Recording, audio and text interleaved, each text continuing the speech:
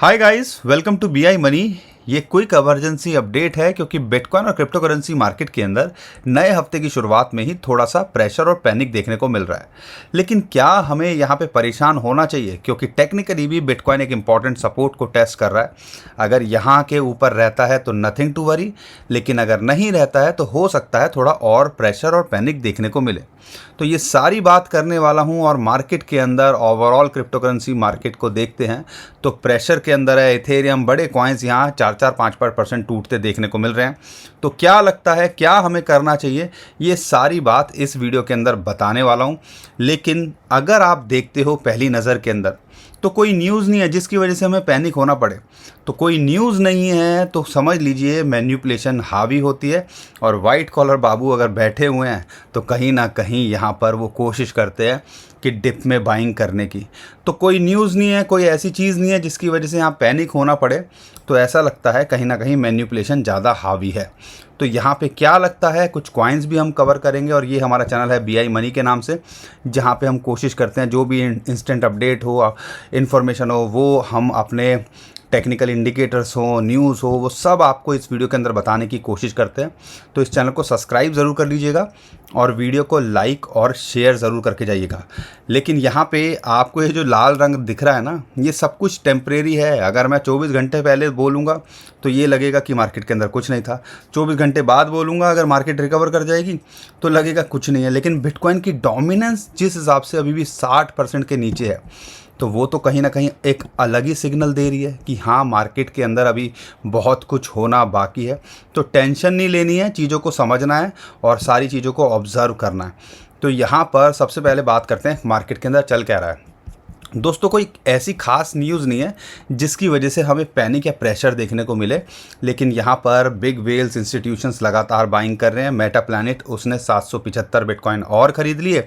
और Michael Saylor ने दोबारा से अनाउंस किया है, ऑरेंज डॉट शेयर किया था। और जब भी वो ऐसा करते हैं तो समझ लीजिए अगले दिन, यूजुअली मंडे को, वो बाइंग की अनाउंसमेंट करते हैं। तो ऐसे एक्सपेक्ट किया जा रहा है कि शायद अनाउंसमेंट हो।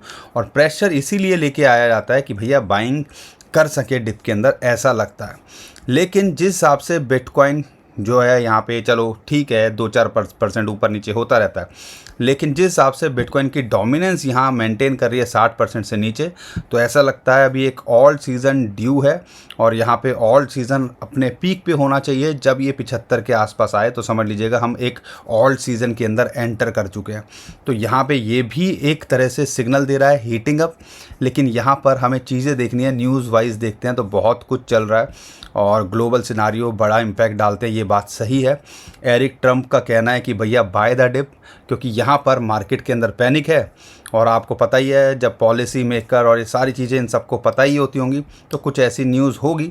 और यहाँ पे अगर लॉन्ग टर्म के हिसाब से देख रहे हो तो अल्टीमेटली ये जो कहना है कहीं ना कहीं सही है। लेकिन शॉर्ट टर्म में ऐसी चीज़ें, इस चार्ट को या ऐसी चीज़ों को देख के जो अभी हमें देखने को मिल रहा है, तो लगता है भैया क्या बाय द डिप, टेंशन ही हुई पड़ी है यहाँ पे, हम करेंगे तो क्या करेंगे। तो यहाँ पे ये सारी चीज़ें चल रही हैं। लेकिन अल्टीमेटली एक सितंबर के महीने के अंदर यूजुअली हम क्रैश देखते हैं। लेकिन ध्यान रखिएगा, ये सितंबर का महीना एक बड़ा महीना निकल के आ सकता है, क्योंकि यहाँ पे सिक्योरिटी एक्सचेंज कमीशन, माफ़ कीजिएगा, फेड जो है, यूएस के फेडरल रिज़र्व है, जो है यहाँ पर 92% चांसेस हैं कि वो इंटरेस्ट रेट कट करता देखने को मिले। अगर ऐसा होगा, और यहाँ पे अगर मैं गोल्डमैन सैक की बात करता हूँ और बहुत सारे एक्सपर्ट हैं जो मान रहे हैं कि 25 बेसिस पॉइंट जो है 3 बार लगातार यहाँ कट होता देखने को मिल सकता है।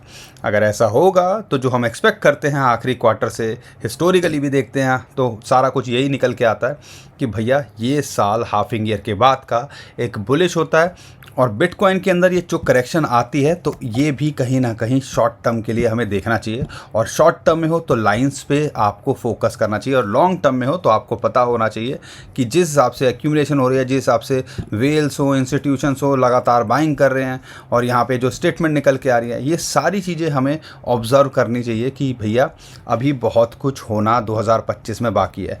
लेकिन फ़िलहाल बिटकॉइन टेस्ट कर रहा है एक इम्पॉर्टेंट सपोर्ट को। ये जो ग्रीन लाइन है, ये जो है 50 डे मूविंग एवरेज है। लास्ट टाइम जब इसको टेस्ट किया था, 2 बार टेस्ट किया, एक सपोर्ट मेंटेन कर गया और उसके बाद बाउंस बैक कर गया, और उसके बाद हमने नया ऑल टाइम हाई देखा। अब सिचुएशन यही है, दोबारा से ये यहीं आके जो है अटक गया है। अगर ये यहाँ पर जो कि लगभग 1,15,700 डॉलर है डे कैंडल, देखो अभी आपको लग रहा होगा कि भैया ये नीचे आ गया है, अब तो यहाँ पर इसने ब्रेक कर दिया सपोर्ट, ऐसा नहीं होता। डे कैंडल की क्लोजिंग मैटर करती है। अगर इसके नीचे क्लोज करता है तो कहीं ना कहीं हो सकता है ये प्रेशर या पैनिक वाली बात हो। अगर डे कैंडल के अंदर यहाँ पर अभी तो पूरा दिन बाकी है, अगर इसके ऊपर मेंटेन कर पाता है या इसके ऊपर क्लोज करता है तो नथिंग टू वरी। तो ये हमें देखना है। अगर यहाँ ये मेंटेन करता है, ठीक है, क्योंकि शाम को जब यूरोपियन और अमेरिकन मार्केट खुलेंगे तब अलग पता चलेगा क्या चल रहा है। तो जब ये डे कैंडल के ऊपर इसके ऊपर क्लोज करता है तो कोई टेंशन वाली बात नहीं है, और हमें लगता है चांसेस ज़्यादा हैं कि यहाँ पे इस सपोर्ट को मेंटेन करना चाहिए, क्योंकि लगातार देखते हो पिछले 2-3 बार से यहाँ पर ये लगातार मेंटेन करने की कोशिश कर रहा है, कम से कम यहाँ पर पिछले 2 महीने से। अगर यहाँ पे मेंटेन करता है नथिंग टू वरी, और अगर मेंटेन नहीं करता है तो यहाँ पे एक इम्पॉर्टेंट सपोर्ट है 1,10,000 से 1,12,000 डॉलर का हमारा सपोर्ट जोन। तो हमने यूजुअली देखा है कि बॉक्स ट्रेडिंग भी करते देखा है कई बार कि एक इम्पॉर्टेंट 10,000 के फिगर पे जाता है, फिर यहाँ से करेक्ट होता है, फिर पंप करता है, फिर करेक्ट करता है, यहाँ पे माल एक्यूमुलेशन की जाती है और उसके बाद हम सीधा बूम ऐसे देखते हैं। तो क्या ऐसा ही हो रहा है? अगर ये यहाँ 1,10,000 से 1,12,000 जैसे पहले आया था यहाँ पे भी आ जाए तो हम ज़्यादा परेशान नहीं होंगे, क्योंकि हमें पता है कि अगर लॉन्ग टर्म के हिसाब से देख रहे हो तो 2025 के अंदर अभी इसका जो एक हाई बनना वो ड्यू है। लेकिन शॉर्ट टर्म में जब मार्केट ऐसे क्रैश करती है तो भैया डर तो लगता ही है, लाजमी सी बात है, और वही चीज़ फ़िलहाल हमें देखने को मिल रही है। क्योंकि आम आदमी डरेगा नहीं तो ये बड़े लोग कैसे यहाँ पर एंट्री बना पाएंगे, तो इस वजह से कई बार हमें प्रेशर देखने को मिलता है। तो ये इंपॉर्टेंट लेवल है, इसको सपोर्ट को देखना है, और यहाँ नहीं मेंटेन करता है तो फिर ये है ही, ठीक है। तो यहाँ पर हमें सारी चीज़ों को फोकस करना है। अगर यहाँ से बाउंस बैक करता है तो आप समझ लीजिएगा 1 लाख जो है 1,17,000 एक इमीडिएट रेजिस्टेंस मिल सकता है। अगर इसको पार करेगा तो ये दोबारा से टेस्ट कर सकता है 1,20,000, और अपना वो जो जोन है जो कि टेक्निकली एक रेजिस्टेंस जोन है जो हमने आपको लगातार बता ही रहे हैं, वो एक रेजिस्टेंस जोन निकल के आ रहा है।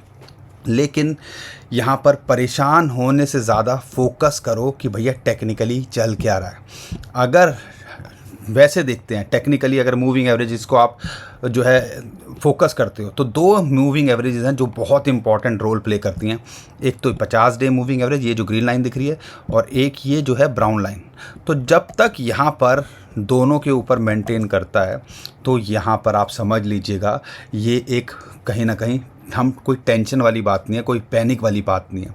और यहाँ पे एक और चीज़ जो है किसी ने ऑब्ज़र्व की है कि नहीं, लेकिन मैं आपको बता दूं, ये जो 200 डे मूविंग एवरेज है वो भी फाइनली पहली बार अब 1 लाख से ऊपर आ गई है। तो कहीं ना कहीं ये भी एक बड़ी बात है। टेक्निकली देखते हैं, बहुत सारे लोग ऑब्ज़र्व करते हैं, बहुत सारे लोग नहीं करते हैं, लेकिन हमें लगता है कि यहाँ पर ये भी कहीं ना कहीं एक इशारा दे रहा है कि मार्केट के अंदर अब 1 लाख डॉलर एक इम्पॉर्टेंट सपोर्ट है फाइनली, अगर आप थोड़ा बड़ा विजन लेके चल रहे हो, ठीक है। तो घबराना नहीं है, परेशान नहीं होना है। यहाँ पर मेंटेन करता है तो फिर हमें उम्मीद है कि दूसरे ऑल्ट कॉइन्स भी जल्दी रिकवर करते देखने को मिलेंगे, और ऑल्ट कॉइन्स पे इस टाइम पे फोकस करना चाहिए। जो कॉइन्स हैं जो दूसरे, उस पर आप फोकस कर सकते हो। लेकिन यहाँ पे बिटकॉइन की डोमिनेंस 60% के नीचे है, और देख लीजिए जब 60% के नीचे है तो कहीं ना कहीं ये भी एक इशारा दे रहा है कि अभी ऑल्ट कॉइन्स के अंदर बहुत कुछ होना बाकी है। तो यहाँ पर जब तक ये यहाँ मेंटेन करती है तो कोई टेंशन वाली बात नहीं है। लेकिन हम देख रहे हैं अगले 3 से 4 महीने के अंदर ये हमें 45 से 40% के आसपास भी आते देखने को मिल सकती है। अगर ऐसा होगा तो ऑल्ट कॉइन्स के अंदर क्या हो सकता है तो आपको वो मुझे बताने की ज़रूरत नहीं है, मार्केट खुद ही बता देगी, आने वाला टाइम खुद बता देगा। लेकिन हमें फोकस करना है अच्छे कॉइन्स पे। अब उसमें से कौन से कॉइन्स हो सकते हैं? देखो, इथेरियम तो अल्टीमेटली आपको पता ही है, हम कब से बता रहे हैं, जब ये यहाँ था ऑलमोस्ट, ये बॉक्स ट्रेडिंग कर रहा था, कितना महीना दिया, 2-3 महीने यहाँ रहा और एक अपॉर्चुनिटी दी। अब उसके बाद जब ये पार करके गया है तो अब लोग यहाँ पूछ रहे हैं कि हमें यहाँ क्या एंट्री बनानी चाहिए। लास्ट वीडियो भी देख लीजिएगा, हमने यही बोला था कि हमें एंट्री नहीं बनानी है, यहाँ पे हम अब सिर्फ जो होल्ड करके बैठे हैं उसको कैरी फॉरवर्ड करना है, या हमने प्रिंसिपल को बुक करने पर फोकस करना है। एक रेजिस्टेंस टेक्निकली मिलता ही है ऑल टाइम हाई या ऑल टाइम हाई के आसपास, तो 4800 से 5000 डॉलर एक इंपॉर्टेंट रेजिस्टेंस जोन है। अगर एंट्री के लिए देख रहे हो 4000 डॉलर पे आए तो एक बड़ी अच्छी एंट्री हो सकती है, और एक इंपॉर्टेंट एंट्री 3500 से 3300 डॉलर पे इथेरियम को मिलती है, अगर आप एंट्री के लिए देख रहे हो, ठीक है, कई लोग परेशान हो रहे होंगे, तब वहाँ फोकस करना है। अदरवाइज़ यहाँ पे आपने कुछ नहीं करना है, होल्ड करने के लिए कोशिश करनी है। लेकिन कई कॉइन्स हैं जिस पे आप फोकस कर सकते हो, उसमें से एक एडीए हो सकता है। हम इसको बता रहे थे भैया यहाँ बताया $0.7 के आसपास, आधे डॉलर के आसपास, तो ये अपॉर्चुनिटीज़ थी। वहाँ से आज कहाँ है मुझे बताने की ज़रूरत नहीं है, लेकिन यहाँ पर जिस हिसाब से इसके अंदर वॉल्यूम बढ़ रहा है, जिस हिसाब से एक्यूमुलेशन हो रही है, और अगर ये गलती से 0.8 या $0.7 पे आ जाए तो यहाँ पे फोकस किया जा सकता है। और लॉन्ग टर्म के अंदर देख रहे हो तो ऐसा लगता है कि ये अपने ऑल टाइम हाई को छूने का पोटेंशियल रखता है। और इमीडिएटली अगर देखते हो तो 1.1 से लेके 1.2 इसके लिए यहाँ पे एक टारगेट हो सकते हैं। तो इस पे फोकस किया जा सकता है। सोलाना 160-165 डॉलर के आसपास मिले तो फोकस किया जा सकता है। एक रेजिस्टेंस मिल रही है $200 के आसपास, लेकिन इसके बाद एक इम्पॉर्टेंट रेजिस्टेंस है ये $220। अगर इसके पार जाता है तो हमें भी लगता है कि यहाँ पे ऑल टाइम हाई बनाता देखने को मिल सकता है। लेकिन बड़े कॉइन्स, अच्छे कॉइन्स आपको अगर डिप में मिले तो फोकस करना चाहिए। ज़्यादा पैनिक परेशान होने की ज़रूरत नहीं है, और हमें लगता है कि मार्केट जल्दी रिकवर होते देखने को मिलेगी। और यहाँ पे XRP $3 के आसपास है, 50 डे मूविंग एवरेज की एक सपोर्ट मिल रही है। यहाँ पे इसके ऊपर एक फोकस किया जा सकता है, लेकिन हम इसके ऊपर भी अभी फोकस नहीं कर रहे हैं। कई बहुत सारे कॉइन्स हैं जो इससे बेटर पोजीशन में है, क्योंकि आधे डॉलर पे जब हम बोलते थे तब यहाँ फोकस करना था। अब अगर आप देखते हो यहाँ से $4-4.5 चला जाएगा, $5 चला जाएगा, तो यहाँ पे कितना आप एक्सपेक्ट कर सकते हो। लेकिन अगर यहाँ पे होल्ड करके बैठे हुए हो और आपकी $2, $1.5, आधे डॉलर के आसपास सिवाएंगे तो $4.5-5 ये जा सकता है। और प्रिंसिपल पे अगर अब हटा के प्रॉफिट पे फोकस कर सको, प्रिंसिपल एग्जिट कर लो, तो भी एक स्ट्रेटजी ये हो सकती है। सुई को लेके अगर मैं देखता हूँ, यहाँ पर कॉइन्स पे फोकस करना है। 50 डे मूविंग एवरेज की सपोर्ट मिल रही है, एक एंट्री यहाँ बनाई जा सकती है थोड़ा शॉर्ट टर्म में अगर देख रहे हो। लेकिन लॉन्ग टर्म के हिसाब से देख रहे हो, आप कह लीजिए अच्छी एंट्री के लिए देख रहे हो, और आप सोचते हो मैं सुई लेके बैठ जाऊं, तो भैया ये $3 के आसपास, 3.1 से लेके $2.8 यही बनती है। और यहाँ पे कई बार इसने मौका दिया है, यहाँ है तो फोकस करो। अदरवाइज़ यहाँ पे अगर होल्ड करके बैठे हो तो यहाँ पे आपको होल्ड करना चाहिए। अब कौन से कॉइन्स पे फोकस किया जाए भैया फिर, अगर ये सारी चीज़ें नहीं मिल रही हैं? तो यहाँ पे बहुत सारे कॉइन्स हैं जिन पे आप फोकस कर सकते हो, जो अभी कुछ खास किए भी नहीं है। जिसमें से एक आपका ये जो है नियर पे फोकस कर सकते हो, कुछ खास मोमेंटम नहीं है। वही 200 डे मूविंग एवरेज की लगातार इसको रेजिस्टेंस मिल रही है, तो आधे डॉलर के $2.5 के आसपास ये मिल रहा है। एक अच्छी सपोर्ट पे है, 50, 100, 200 यहीं आई पड़ी है। अगर एक एंट्री यहाँ बनाई जा सकती है और एक एंट्री $2 के आसपास मिल जाए तो फोकस पार्ट में फोकस किया जा सकता है। क्योंकि और कॉइन से कंपेयर करते हैं, टॉप 50 के अंदर ये कॉइन आता है, AI से रिलेटेड भी है, लेकिन कुछ खास नहीं किया है। लेकिन जब ये चलेंगे कॉइन तो हमें लगता है ये बहुत कुछ करते देखने को मिल सकते हैं। इस पर फोकस किया जा सकता है। एक ओंडो, देखो AI से रिलेटेड इसको कर सकते हो, ओंडो को फोकस कर सकते हो। ओंडो की अगर मैं बात करता हूँ, $1 के नीचे चल रहा है, 21 डे मूविंग एवरेज की सपोर्ट मिल रही है, $0.9 के आसपास मिल जाए तो फोकस किया जा सकता है। लेकिन बढ़िया एंट्री देख रहे हो तो भैया वो 0.8 या 0.7 जब यहाँ पे था, हमने आपके साथ शेयर भी किया था, तब फोकस किया जा सकता था। लेकिन यहाँ पर कई कॉइन्स हैं जो मौका दे रहे हैं, और जिसमें से एप्टॉस पे फोकस किया जा सकता है। कुछ खास हलचल नहीं है, लेकिन लगता है कि जब ये मूव करेगा तो इसके अंदर हमें कुछ अच्छा करता देखने को मिल सकता है। इसके ऊपर फोकस किया जा सकता है, और हमें लगता है ये $6.5 से $7 जाने का पोटेंशियल रखता है अगर ये $5-5.25 को पार करता है, तो इस पे फोकस किया जा सकता है। अगर मैं बात करता हूँ एक पॉल, अभी वॉल्यूम वाइज देखता हूँ तो बहुत सारे लोग क्वेरी कर रहे हैं, तो मैं इसलिए बता रहा हूँ आपको कि अगर पॉल को देखते हो तो यहाँ पे अभी इसके अंदर जो 200 डे मूविंग एवरेज की है सपोर्ट मिल रही है, $0.2324 के आसपास अगर ये मिल रहा है तो यहाँ पे फोकस किया जा सकता है। बहुत सारे इश्यूज़ हैं, टीम को लेके भी रूमर निकलते रहते हैं, लेकिन जिस हिसाब से अभी कुछ इसके अंदर हलचल देखने को मिल रही है तो कह सकते हो कि यहाँ से 5-10% की 20% की करेक्शन भी आ सकती है। लेकिन अगर देख रहे हो तो यहाँ से पोटेंशियल इसके अंदर काफ़ी लगता है, और आने वाले टाइम के अंदर ये आपको 0.3 से लेकर $0.35 जाता देखने को मिल सकता है। फ्लॉकी को लेके एक यहाँ पे एंट्री बनाई जा सकती है, लेकिन 8-8.5 के आसपास आ जाए तो 2 लेवल पे है, इसके ऊपर फोकस किया जा सकता है। ऐसे ही अगर बहुत सारे लोग पैपी के लिए पूछ रहे हैं तो मीम कॉइन के अंदर इस पे फोकस किया जा सकता है। एक 10,000 के आसपास आ जाए तो यहाँ फोकस किया जा सकता है। लेकिन अगर ब्रेड की बात करते हैं, वो एक कहीं ना कहीं लगता है कि हाँ यार, इसके ऊपर लगता है $0.05 के आसपास मिल जाए तो इस पर फोकस कीजिएगा। एक अच्छी अपॉर्चुनिटी लगती है क्योंकि इसके अंदर दूसरे कॉइन से कंपेयर करते हैं कुछ खास नहीं किया है, लेकिन जब मीम कॉइन की बारी आएगी तो ब्रेट एक अच्छा परफॉर्मिंग कॉइन हो सकता है। बाकी बहुत सारे कॉइन्स हैं जिस पे फोकस कर सकते हो, लिस्ट लंबी है, लेकिन हमें ये पता है कि बिटकॉइन को लेके अगर फोकस करोगे, शॉर्ट टर्म में देख रहे हो तो लाइंस पे ट्रेड कर लेना, काम आपका आसान हो जाएगा। और लॉन्ग टर्म के हिसाब से देख रहे हो तो बिटकॉइन आपको निराश नहीं करेगा, हमें ऐसा लगता है। लेकिन यहाँ पे बहुत सारे कॉइन्स हैं जो अपॉर्चुनिटी दे रहे हैं, आपको फोकस करना है।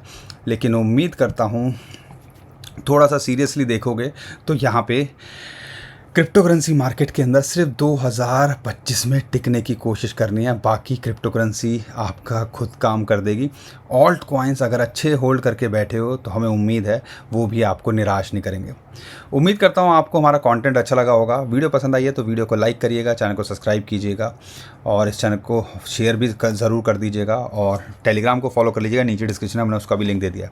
अभी के लिए टेक केयर, बाय बाय।